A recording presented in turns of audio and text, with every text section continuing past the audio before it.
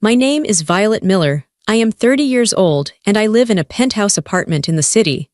My father slid the thick legal folder across my glass dining table. The sound was sharp in the quiet room. He looked me right in the eye. "Sign the deed over to your sister," he said. His voice was cold and hard, "or we will take you to court." I felt a knot form in my stomach. I looked at my mother, hoping she would say something. She just stared at her lap. She would not even meet my eyes. Then I looked at my sister. She was sitting there with a smug look on her face. She looked around the room like she already owned it. They were sitting in my home. This was the penthouse I bought with my own money. I worked for 10 years to get this. I missed holidays. I worked double shifts. I saved every single penny while they went on vacations. Now they wanted to take it all away, just like that. My hands were shaking under the table, but I didn't let them see. I took a deep breath to steady my voice. I reached for my own briefcase and opened it slowly. "No," I said. "They think I am the villain in this story. They think I am selfish. But they are about to learn the truth. But before I tell you how everything flipped, like and subscribe, drop a comment. Where are you watching from? My name is Violet Miller. I am 30 years old. To understand why I refused to sign that deed, you have to understand the 28 years that came before it. You have to understand that in my house, there were 2 daughters, but only one of us was treated like a child. The other was treated like an employee. I was the employee. I realized this for the first time on my 16th birthday. It is a day that sticks in my mind like a splinter. For months leading up to it, I had done everything right. I got straight A's in school. I did my chores without asking. I babysat the neighbors' kids and saved my money. I talked about getting my driver's license constantly. I left the driver's manual on the coffee table. I talked about the used cars I saw for sale in the newspaper. On the morning of my birthday, I woke up with that nervous, excited feeling in my stomach. I walked into the kitchen. My mother was drinking coffee. My father was reading the paper. "Happy birthday, Violet," my mom said. She pointed to a small wrapped box on the table. I opened it. It was a bus pass, a yearly pass for the city transit system. I stared at it. I tried to smile, but my face felt stiff. "Oh, thanks. It's practical," my dad said, not looking up from the sports section. "Insurance is expensive, Violet. Gas is expensive. This will get you to school and back. It teaches you independence." I thought, maybe I could use the old sedan, I asked quietly. "Since you guys have the SUV now." "We traded it in," my dad said. "Money doesn't grow on trees, Violet. You'll figure it out." I spent my 16th birthday riding the number 42 bus to the mall by myself to buy a cupcake. I sat in the back, smelling the exhaust fumes, watching the rain streak against the window. I told myself it was okay. I told myself my parents were just being responsible with money. We were a middle-class family. Maybe we were struggling. I needed to be a good daughter and not ask for too much. I believed that lie for exactly 2 years. 2 years later, my sister Lily turned 16. The morning of her birthday, the house smelled like pancakes. My mom was cooking a feast. Lily came downstairs in her pajamas, looking sleepy and happy. "Happy birthday, baby," my mom squealed. She hugged Lily so hard she lifted her off the ground. "Come outside," my dad said. He had a grin on his face I had never seen him direct at me. "We have a surprise." I followed them out to the driveway. I stood on the porch, holding my arms around myself against the morning chill. There, sitting in the driveway, was a white BMW. It wasn't brand new, but it was close. The paint shined. The leather seats looked soft. There was a giant red bow on the hood. Lily screamed. It was a high, piercing sound of pure delight. She ran to the car. She jumped up and down. "Is it mine? Is it really mine?" she shrieked. "It's all yours, princess," my dad said. He tossed her the keys. "We want you to be safe on the road, only the best for you." I stood there, frozen. I looked at the bus pass in my wallet. Then I looked at the BMW. "Dad," I asked. My voice came out small and shaky. "I thought you said insurance was too expensive." He turned to me, his smile fading instantly. He looked annoyed that I was ruining the moment. "Violet, don't be jealous. It's ugly. Your sister needs a reliable car. She has cheerleading practice. She has a social life. It's different." It was different. I had a social life too, or I would have if I didn't spend 3 hours a day on a bus. From that day on, the divide was visible. It was parked in the driveway. I walked to the bus stop every morning in the rain, the snow, and the heat. I would stand there waiting for the bus, and I would see Lily drive past me. She would have the windows down, music blasting, her friends laughing in the passenger seat. She never stopped. She never offered me a ride. And my parents never told her to. It builds character, Violet, my mom would say when I came home shivering. Struggling a little makes you tough. They were right. It made me tough, it made me cold. When it came time for college, the dynamic repeated itself. But this time, the stakes were higher. I sat at the kitchen table with my acceptance letters. I had gotten into the state university. It was a good school. I had worked so hard for my grades. We need to talk about tuition, I said. My dad sighed. It was a long, heavy sigh that suggested I was asking for the moon. Honey, business has been slow this year. The market is down. We just don't have the liquidity to pay for college right now. I felt a pit in my stomach. But, you have a college fund. You talked about it when we were kids. We had to dip into it, my mom said vaguely. Expenses come up. The roof needed fixing. The car needed maintenance. The BMW needed maintenance. So what do? I asked. Loans, my dad said. Take out student loans, it's good debt.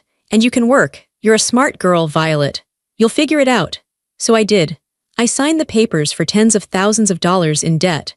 I moved into a dorm room that smelled like old socks. I got a job working the night shift at a 24-hour diner near campus. I went to class from 8 a.m. to 2 p.m. I studied from 2 p.m. to 6 p.m. I slept for 3 hours. Then I worked at the diner from 10 p.m. to 6 a.m. I was a zombie. I lost weight because I couldn't afford the campus meal plan. My dinner was usually a bag of chips from a vending machine or leftover fries from the diner that were going to be thrown out. I wore my shoes until there were holes in the soles. I didn't go to parties, I didn't join clubs, I didn't go on spring break. I worked, I studied, I survived. 2 years later, Lily graduated high school. Her grades were barely passing. She didn't want to go to the state university. She wanted to go to a private liberal arts college near the beach in Florida. It cost 3 times what my school cost. I waited for my parents to give her the business is slow speech. I waited for them to hand her the loan applications. Instead, my mom posted on Facebook, "So proud of our baby girl, heading to Florida in the fall. We are so happy to give her this opportunity." They paid for everything. Full tuition, a luxury apartment off campus because the dorms were too cramped. They paid for a sorority membership. They paid for meal plans she didn't use because she ate out at restaurants every night. I saw the pictures online. Lily holding a margarita on a boat in Cancun for spring break. Lily with a tan, wearing designer sunglasses. Lily living the life I was told we couldn't afford. I called my dad once, in tears. I was sitting in my laundromat, counting quarters to wash my work uniform. "Dad, how can you pay for her school and not mine?" I asked. "I'm working night shifts, I'm exhausted." "Don't count other people's money, Violet," he snapped. "It's rude. Your sister needs more support than you. You are naturally capable. She needs a little help to find her footing. You should be happy for her." That was the narrative. I was capable, so I deserved nothing. She was needy, so she deserved everything. But the neglect gave me one thing. It gave me Claire. It was my junior year. I had landed an internship at a logistics company. It was paid, which was the only reason I took it. I was filing papers late one Friday night. Everyone else had gone home. The door to the CEO's office opened. Claire walked out. She was a woman in her 50s, sharp features, always wore gray suits. She stopped when she saw me. "Miller," she said, "why are you still here? It's 8 p.m. on a Friday." "I wanted to finish organizing the shipping manifests for Monday," I said. "So we can start the week ahead." She looked at me. She really looked at me. She walked over and sat on the edge of my desk. "You're the one who works at the diner, right?" she asked. "Yes, ma'am, and you go to school full-time." "Yes, ma'am," she nodded slowly. "You're hungry." "I'm okay," I lied. My stomach growled loudly in the silence. Claire laughed. It was a dry, rasping sound. She reached into her purse and pulled out a $20 bill. "Go get food, real food, not chips." "I can't take your money," I said. "Take it," she ordered. "And listen to me." I took the money. "You work hard," Claire said. "That's rare. But hard work alone won't save you. People will take advantage of hard workers. They will milk you dry and then ask why you aren't producing milk anymore." She leaned in closer. Her eyes were steel gray. "You need to protect yourself, Violet. Document everything. In business and in life, track every dollar like it's evidence in a murder trial. Keep receipts, keep emails, keep dates. Because one day, someone is going to try to rewrite history. And when that day comes, you need to be able to slap a binder on the table and say, "No, this is what happened."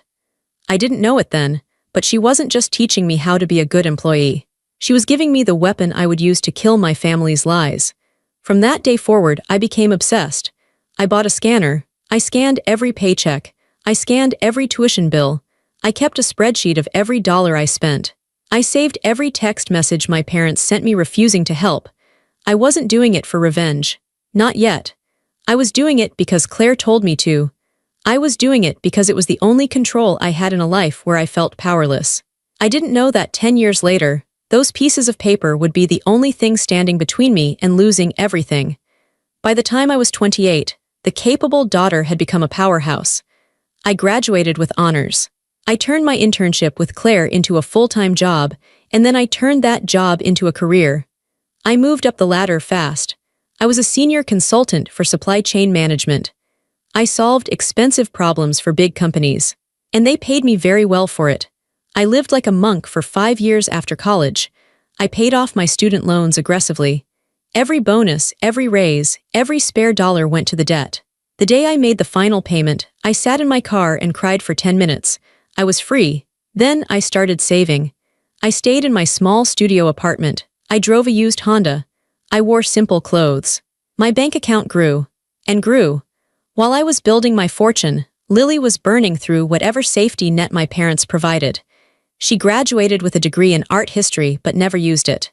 She moved back home with mom and dad. She worked odd jobs, receptionist, dog walker, yoga instructor, but quit them whenever she got bored or stressed. My parents bought her a new car when she crashed the BMW. They paid her credit card bills. I watched from a distance. I stopped asking for fairness. I just focused on my goal. I wanted a home, a real home, a place that no one could kick me out of. A place where I didn't have to sleep in a drafty room or listen to my parents tell me I was a burden. I found the Penthouse on a rainy Tuesday in November. My realtor, a nice woman named Sarah, took me to the top of a new high-rise downtown. We stepped out of the elevator and she unlocked the heavy oak door. I walked in and my breath hitched. It was magnificent. It was on the 23rd floor.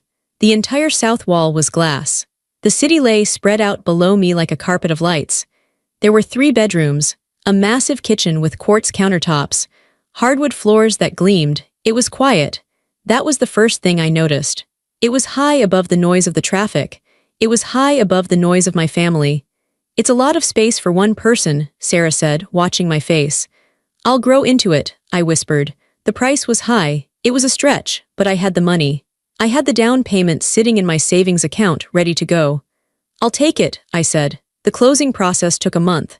Every time I had to sign a document, I felt a surge of pride. Buyer name, Violet Miller, just me. No cosigner, no husband, no daddy, just Violet. I put down $84,000 in cash. It was the biggest check I had ever written. I watched the bank teller process it. My hands were shaking, not from fear but from adrenaline. When I finally got the keys, I didn't move in right away. I went there alone that night. I brought a sleeping bag and a bottle of cheap champagne. I slept on the floor of the empty living room. I woke up to the sunrise flooding the apartment with golden light. I felt safe. For the first time in my life, I felt completely, utterly safe. I spent the next 2 months furnishing it. I didn't buy cheap IKEA furniture this time. I bought a velvet sofa. I bought a heavy teak dining table. I bought art for the walls. I turned the second bedroom into a guest room and the third bedroom into my home office. My home office was my command center. I bought a fireproof safe. I put the deed inside. I put the purchase agreement inside. I put every receipt for the furniture inside. Claire's voice was always in my head, track every dollar. Finally, I was ready. I invited my family over for a housewarming dinner. I wanted them to be proud. I know it sounds stupid after everything they did to me, but the child in me still wanted my dad to pat my back. I still wanted my mom to hug me and say, "Wow, Violet, you did good." I spent 2 days cooking. I made a roast chicken with herbs.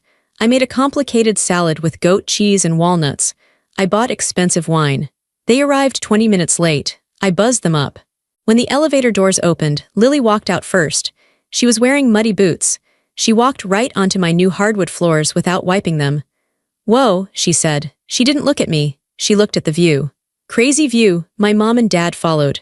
My dad looked around the lobby, checking for cracks in the paint, looking for flaws. "Hello, everyone, welcome," I said, opening my arms. "Hi, honey," my mom said. She gave me a weak side hug. She pulled back and looked around, her face was blank. "It's very modern," she said. She used the word modern like it was a bad thing. "It's beautiful, isn't it?" I asked, fishing for a compliment.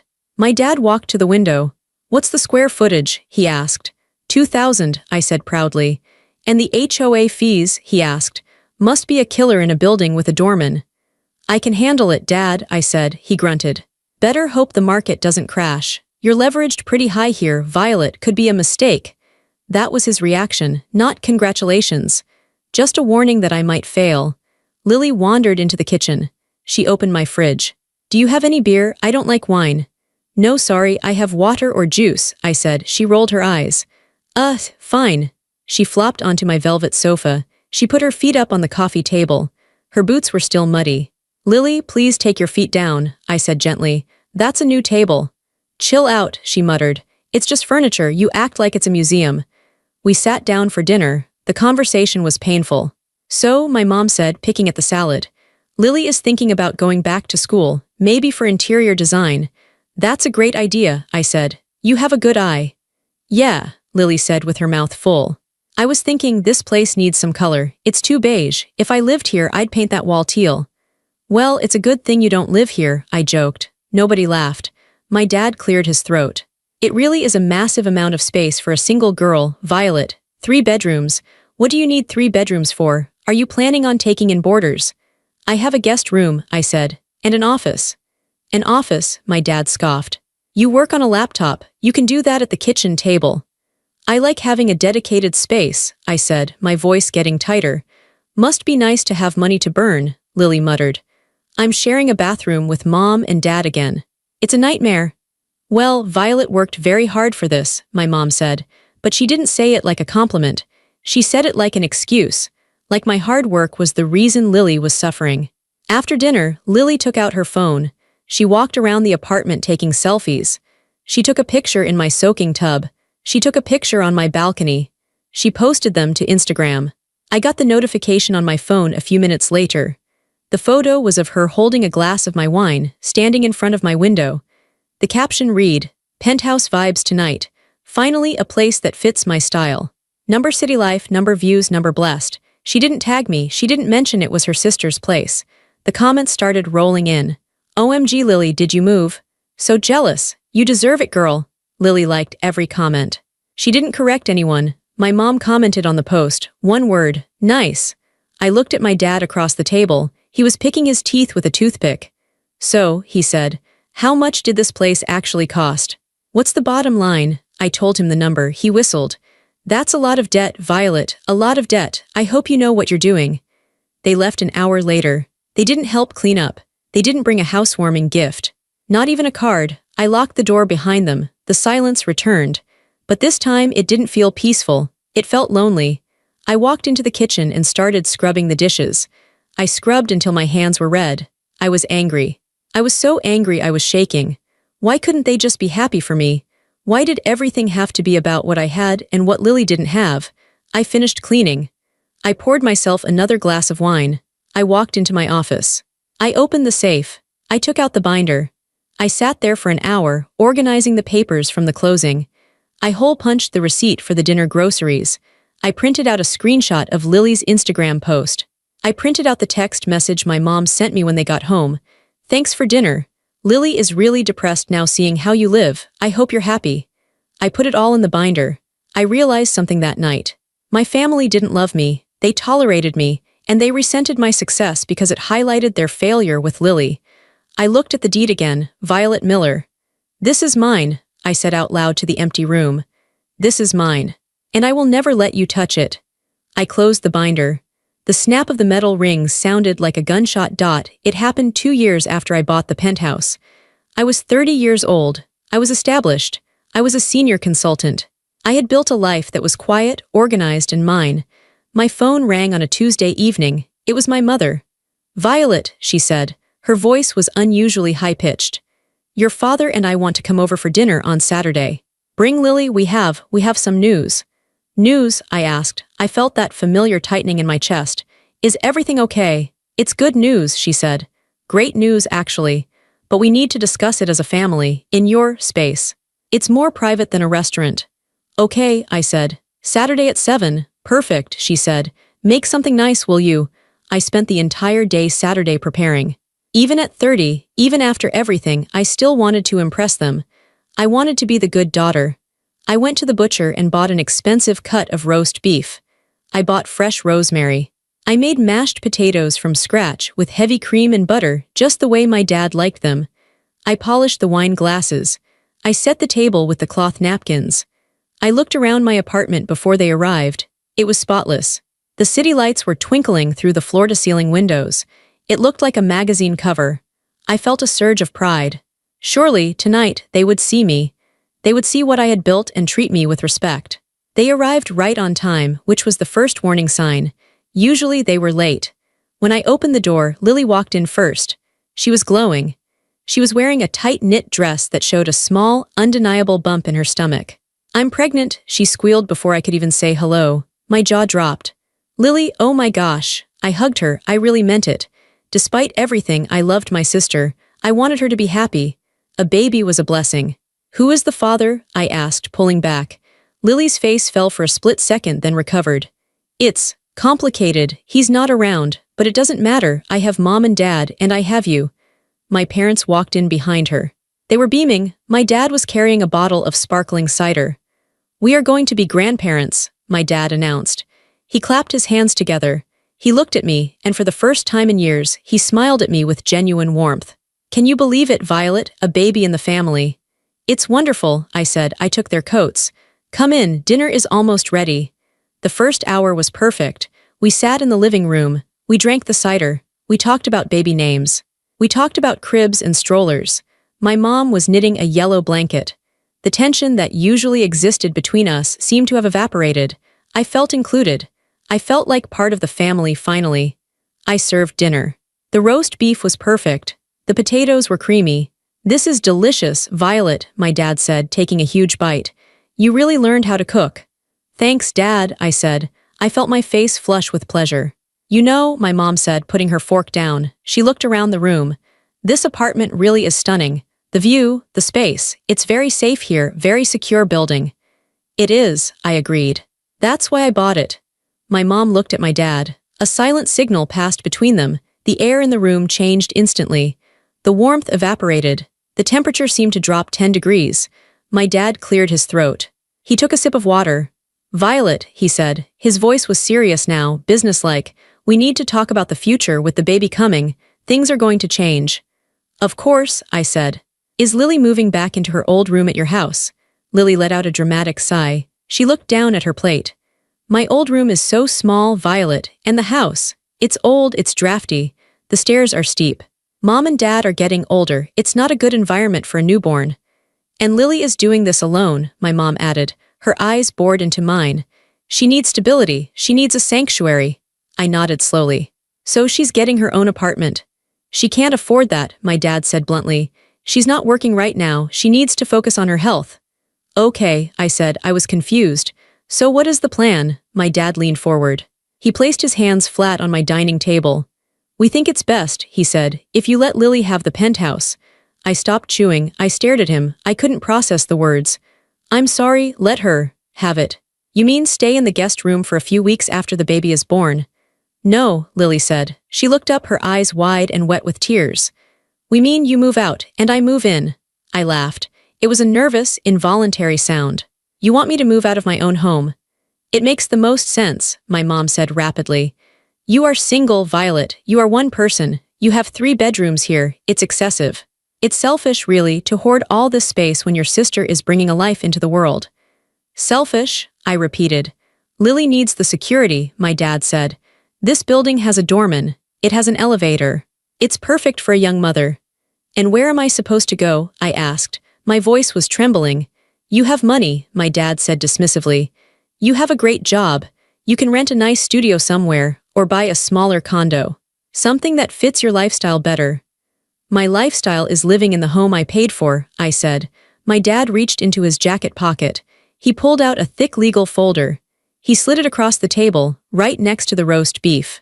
"We've had a lawyer draw up some papers," he said. "It's a quitclaim deed. You sign the title over to Lily, we will put the property in her name." I stared at the folder. "You want me to give her $1 million apartment? Just give it to her." "We're not unreasonable," my dad said. "We know you have a mortgage. We expect you to keep paying that. Think of it as your contribution to your nephew, a gift." The room spun. They didn't just want the house. They wanted me to pay for it. They wanted me to leave, live somewhere else, and continue paying the mortgage on a penthouse for Lily to live in.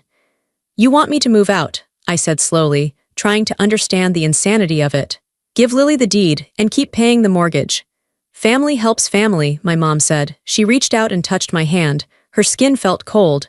"Violet, don't be difficult. This is for the baby." I pulled my hand away. I looked at Lily. She wasn't looking at me. She was looking around the living room, mentally arranging her furniture. She had a small, smug smile on her lips. She had won. She always won. I thought about the bus pass. I thought about the vending machine dinners. I thought about the night shifts. I thought about the $84,000 down payment I scraped together. Something inside me snapped. It wasn't a loud snap. It was a quiet, final click. Like a lock turning, I stood up. "No," I said. The room went silent. "Excuse me," my dad said. His face began to turn red. "No," I said again. I kept my voice steady, though my knees were shaking under the table. "I will not sign the deed, I will not move out, and I will not pay for Lily to live here." "Violet," my mom gasped. "How can you be so cruel to your pregnant sister?" "It's not cruel to keep what is mine," I said. "I worked for this, I earned this. Lily has never worked for anything in her life because you hand her everything on a silver platter. I won't do it." Lily started to cry. It was a loud, wailing cry. I knew it. I knew she would be like this. She's jealous. She's always been jealous of me. "That is enough," my dad roared. He slammed his hand on the table. The wine glasses shook. "You ungrateful little brat. After everything we did for you, we raised you. We fed you. You did the bare minimum," I yelled back. "You gave me a bus pass while you gave her a BMW. You told me to figure it out while you paid for her vacations." "Well, I figured it out, Dad. I figured it out and I bought this house. And you can't have it." My dad stood up. He loomed over me. His eyes were full of hate. "If you don't sign this paper," he hissed, pointing a finger in my face, "we will take you to court.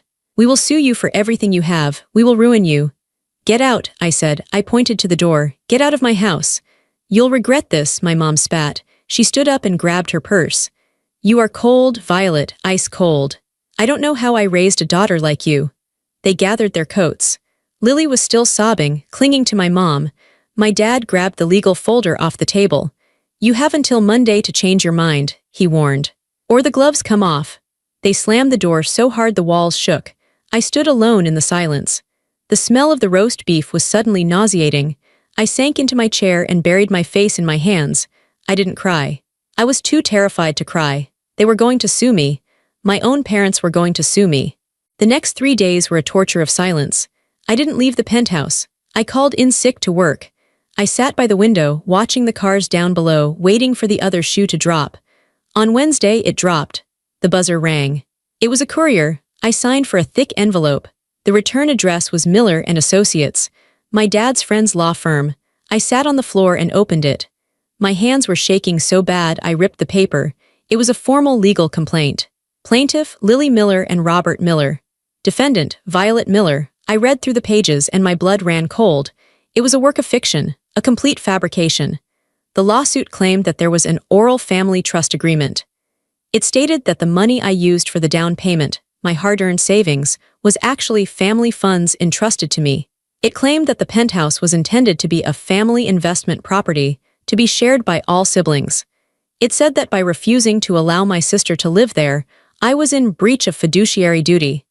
They were asking the court to force me to transfer the title to a family trust, pay Lily back rent for the time she should have been living there, pay for their legal fees. It was insane, but it looked official. It had stamps and signatures. It looked real. I felt a wave of panic. Could they do this? Could they just lie and take my home? But the legal attack was only the beginning. They knew that court cases take time. They wanted to break me faster. They wanted to destroy my reputation. I logged onto Facebook. I wished I hadn't. Lily's ex-husband, the guy who wasn't even around to raise the baby, had posted a long status update. It's sad to see how money changes people. Imagine turning your own pregnant sister out onto the street, just so you can live in a luxury penthouse alone. Some people forget where they came from, disgusting behavior from someone who thinks she's better than everyone else. He didn't tag me, but he didn't have to. We were from a small town. Everyone knew who he was talking about. The comments were piling up. My Aunt Carol wrote, "Praying for you, Lily. God sees everything. Greed is a sin." My cousin Mike wrote, "Wow, that's low. Family comes first."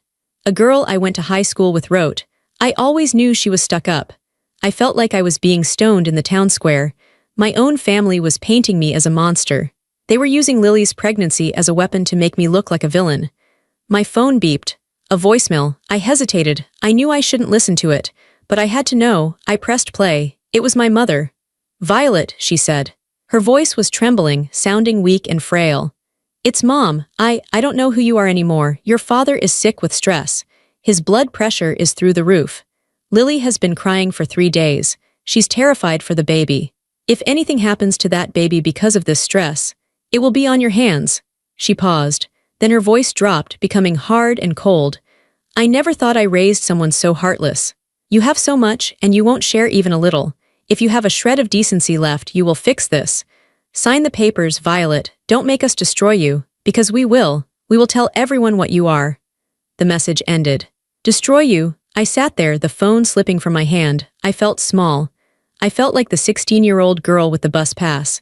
Maybe they were right. Maybe I was being selfish. It was just a house. It was just bricks and glass. Was it worth losing my family over? Was it worth hurting my dad's health? I almost picked up the phone to call them. I almost surrendered. But then, my eyes landed on the bookshelf in the corner. On the bottom shelf, tucked away, was a thick black binder. "Track every dollar like it is evidence." Claire's voice echoed in my head. I stood up. My legs felt heavy. I walked over to the shelf and pulled out the binder. I carried it to the dining table, the same table where my father had threatened me. I opened it. The first page was the purchase agreement. Buyer, Violet Miller. The next page was a copy of the check for the down payment. Drawn from Violet Miller savings. I flipped through the pages. Mortgage payments, HOA fees, property tax, insurance. Every single document had my name on it. There was no family trust. There was no oral agreement. There was no parents' contribution.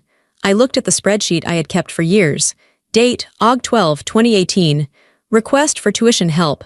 Answer, no. Date, Sept 4, 2020. Request for car repair help. Answer, you'll figure it out. They had never helped me, not once.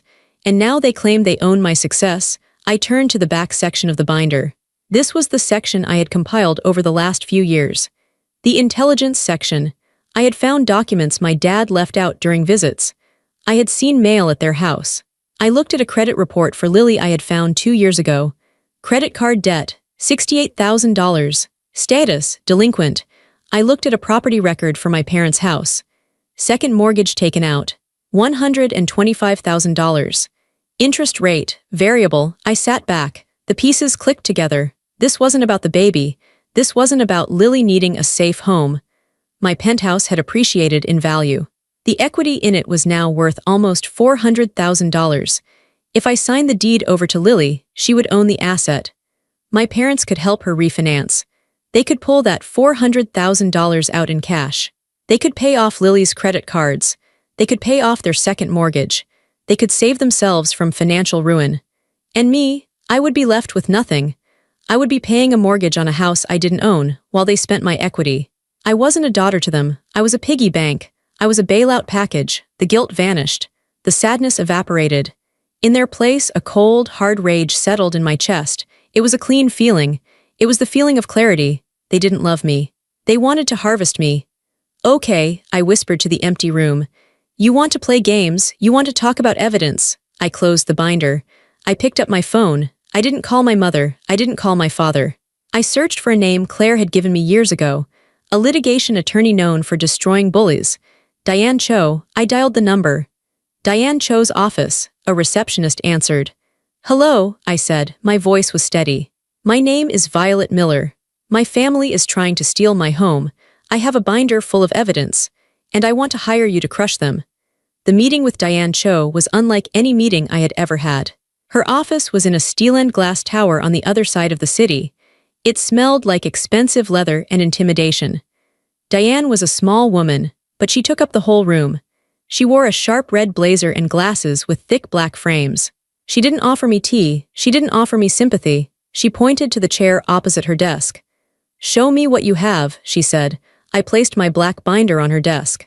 For 20 minutes, the only sound in the room was the flipping of pages. Diane read fast. Her eyes scanned the purchase agreements, the bank statements, the notarized affidavits of my sole ownership. She paused at the spreadsheet where I had tracked my parents' refusal to help me over the years. She stopped at the section about their debts.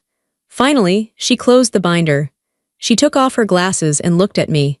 A small, terrifying smile played on her lips. "They are idiots," she said. I let out a breath I didn't know I was holding.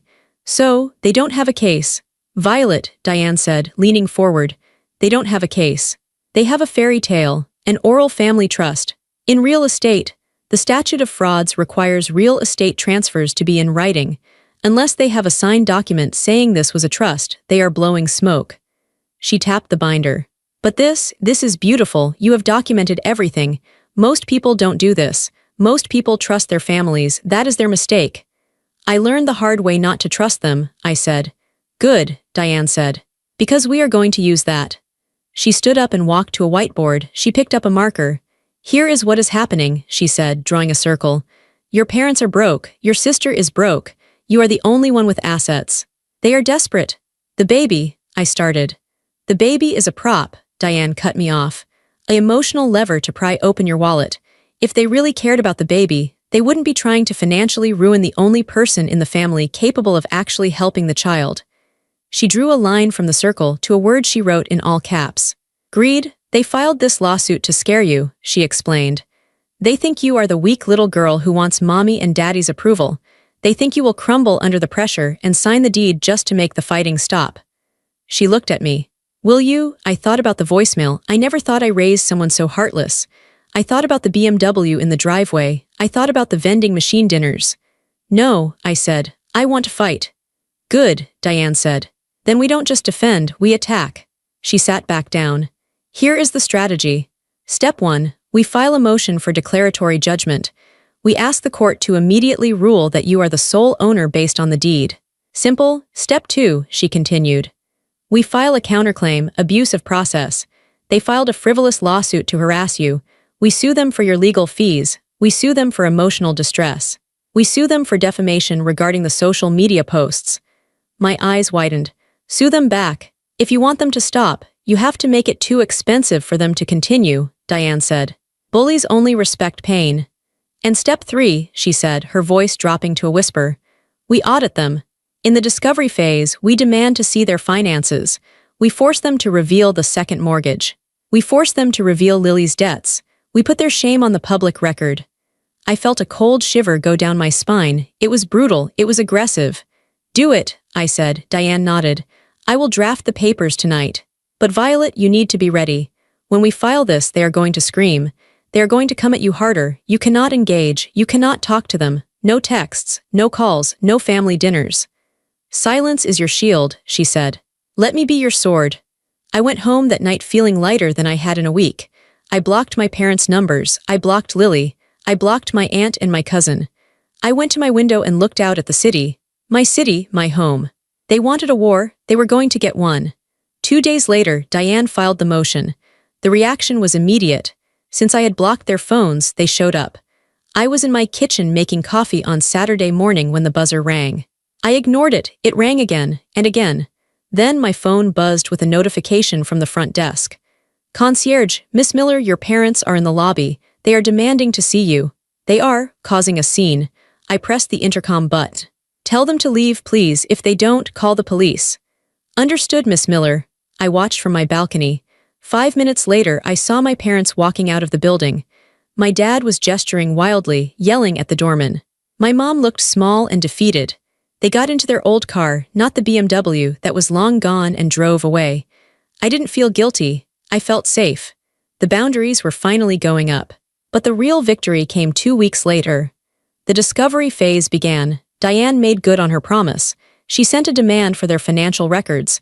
We found out the truth. The deep, ugly truth. My parents weren't just in debt. They were drowning. The second mortgage on their house was $125,000, yes, but they also had $40,000 in credit card debt. They had taken out a loan against my dad's life insurance policy. They were 3 months behind on their property taxes. And Lily was a financial black hole. She owed money to 3 different banks. She had a repossessed vehicle on her record from last year that they had hidden from me.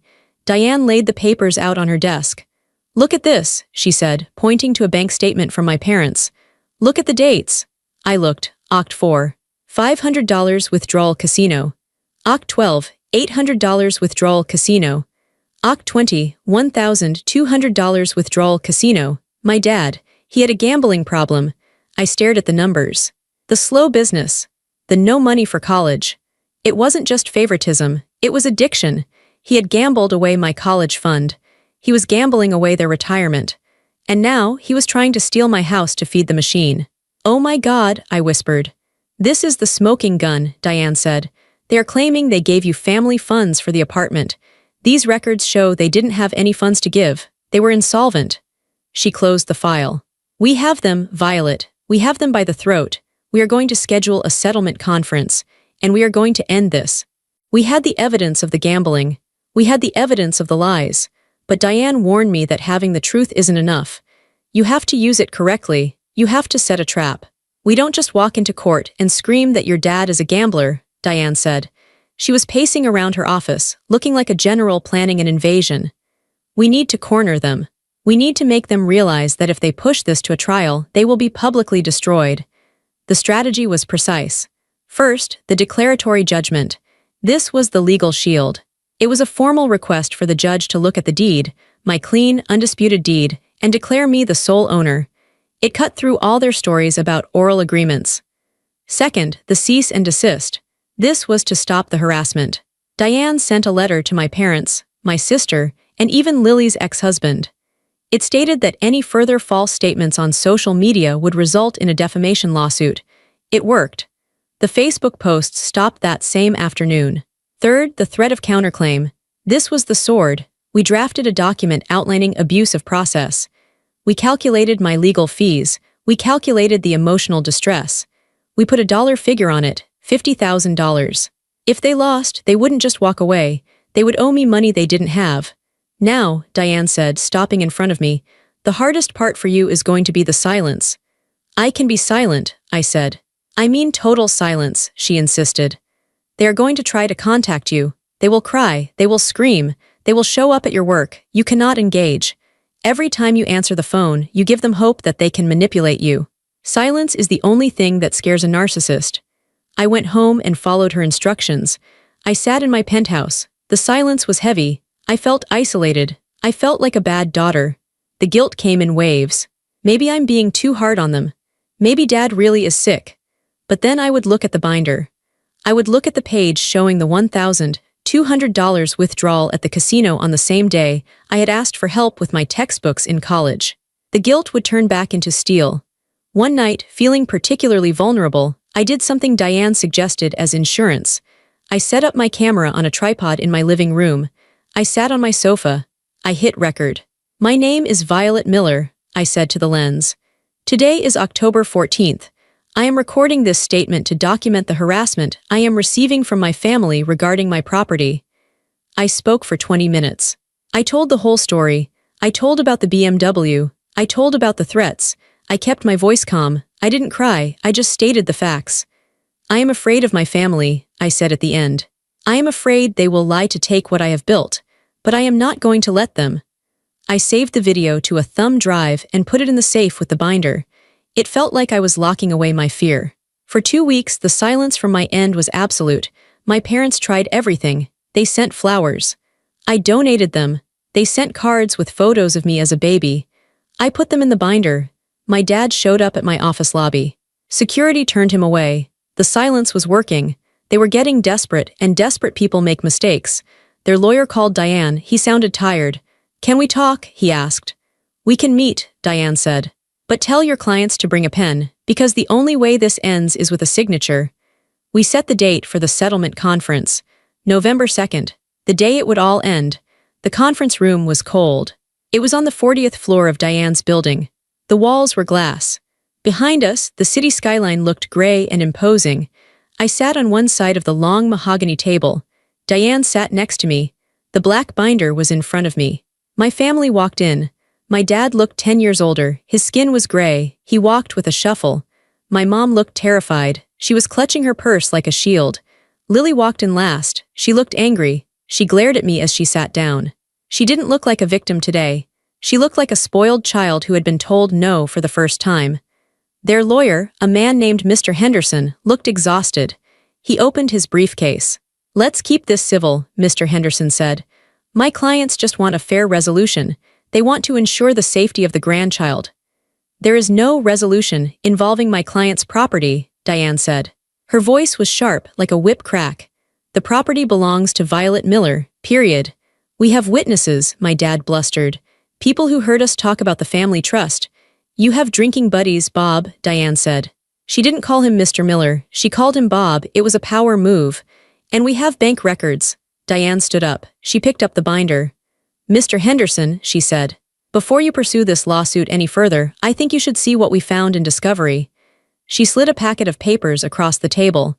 Mr. Henderson picked them up. He started reading. I watched his face.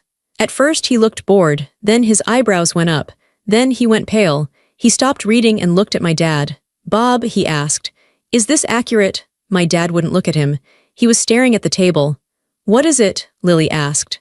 "What does it say?" "It says," Diane answered for him, "that your parents are insolvent. It says your father has gambled away over $200,000 in the last 5 years. It says there is a second mortgage on their house that is currently 60 days overdue." Lily froze. She turned to my dad. "Dad, you said you had money saved for the baby." "I do," my dad yelled. "I have a system. It's coming back. It says," Diane continued, relentless, "that you, Lily, have $68,000 in credit card debt and a repossessed vehicle on your record." The room went silent. The air was sucked out of the space. "The reason you want Violet's penthouse," Diane said, leaning over the table, "is not because you care about the baby. It is because you are drowning. You want to take her equity, the equity she earned, and use it to bail yourselves out. You want to refinance her home to pay for your mistakes." "That's a lie," my mom screamed. She stood up. "We love her. We are a family." "If you were a family," I said quietly. Everyone turned to look at me. It was the first time I had spoken.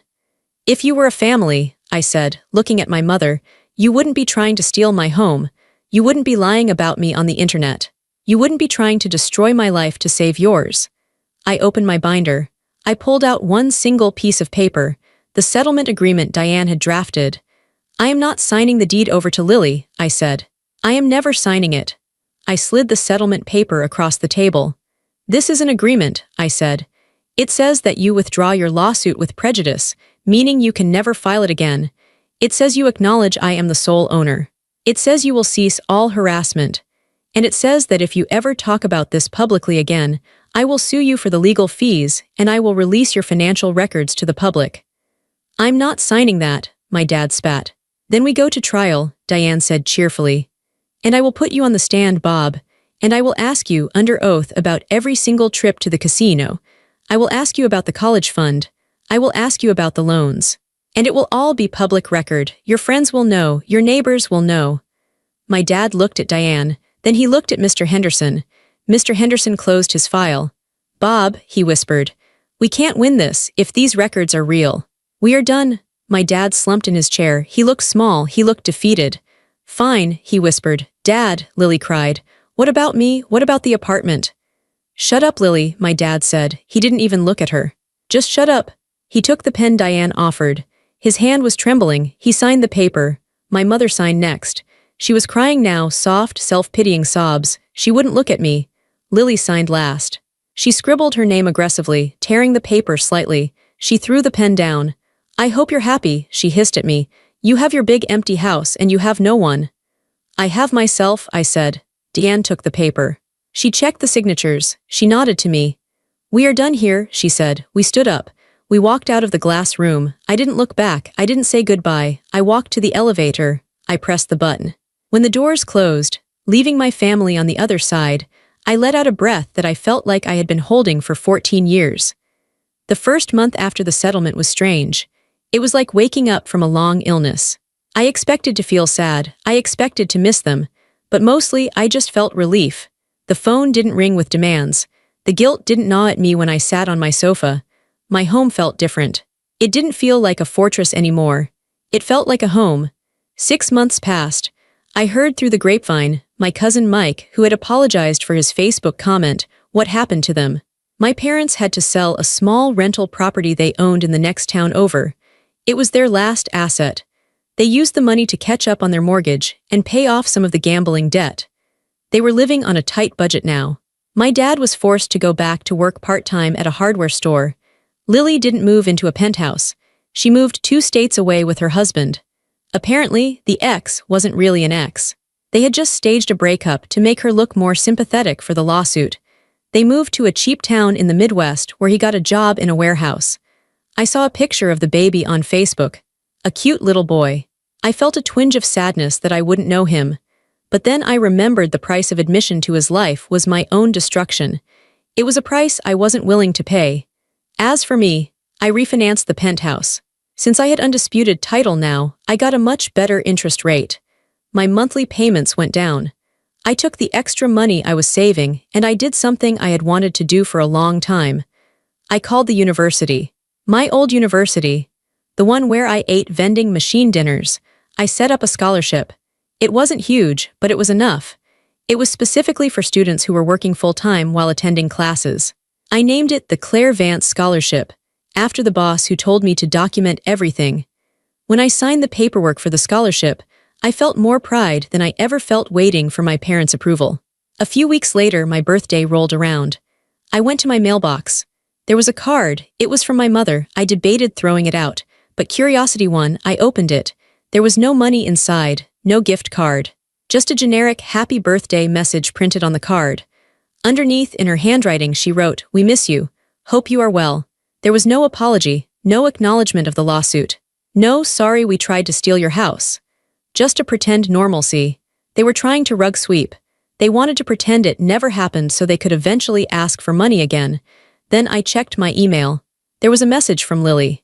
Subject, sorry. Violet, I'm writing this because Mom said I should. I guess I'm sorry things got so crazy. It's just hard seeing you have so much when we struggle. Anyway, the baby is cute. We are struggling with rent this month. If you want to see photos, let me know. I stared at the screen. I'm sorry things got crazy. Not I'm sorry I felt entitled to your home. And then, immediately, a mention of struggling with rent. The hook was already baited. I hit reply. I typed, I accept your apology for the past. I hope your new city treats you well. I will not be providing financial assistance now or in the future. Please do not ask again. I hit send. Then I blocked the email address. It wasn't about burning bridges. The bridge was already burnt. It was about building a wall to keep the ashes out.